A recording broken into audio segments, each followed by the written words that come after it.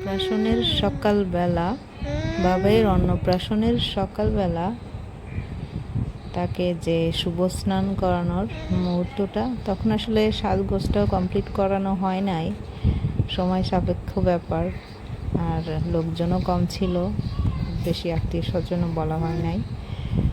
তো সকালবেলাটা অনেক ব্যস্ততার মধ্যে দিয়ে যাচ্ছিল, কারণ এই শুভ স্নান করানোর পরে একটা নির্দিষ্ট টাইম থাকে, শুভক্ষণ থাকে, যে সেই টাইমের মধ্যেই তাকে অন্নপ্রাশন অর্থাৎ মুখে প্রসাদটা দিতে হবে। তো আমাদের পাশেই আসলে গাছতলা বলে, যে ঠাকুরের থান, ওখানে নিয়ে যাওয়া হবে তাকে, সেখান থেকেই তাকে অন্নপ্রাশনটা দেওয়া হবে। সেখানে সবাই আত্মীয় স্বজন যারা ছিল তারা সবাই মিলে তাকে আশীর্বাদ দিচ্ছিল, প্লাস এখানে যে স্নান করানোর যে মুহূর্তটা সেটাই ধরার চেষ্টা করেছি। তো ছোট্ট একটা ভিডিও, সবাই দেখলে খুশি হব এবং লাইক কমেন্ট করবেন, যদি ভালো লেগে থাকে অবশ্যই পাশে থাকবেন।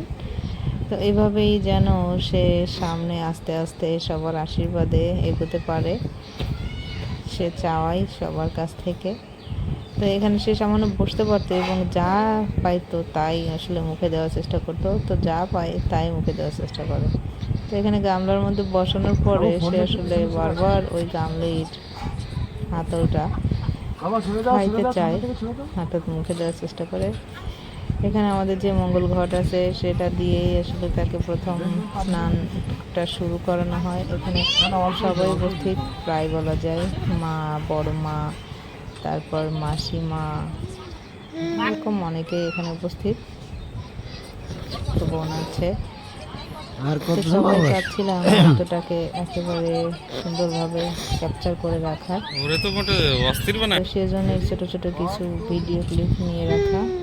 তবে ভিডিও ক্লিপ অনেক বেশি নেওয়া হতো যদি মুহূর্তগুলো আরও বেশি ধরে রাখা যেত। তো এখানে তাকে, যেহেতু শীতকাল ছিল, খুব সামান্য পরিমাণেই তাকে স্নান দেওয়ার চেষ্টা করেছি, কারণ শীতকালে যদি ঠান্ডা লেগে যায় সেই একটা ভয় তো ছিলই।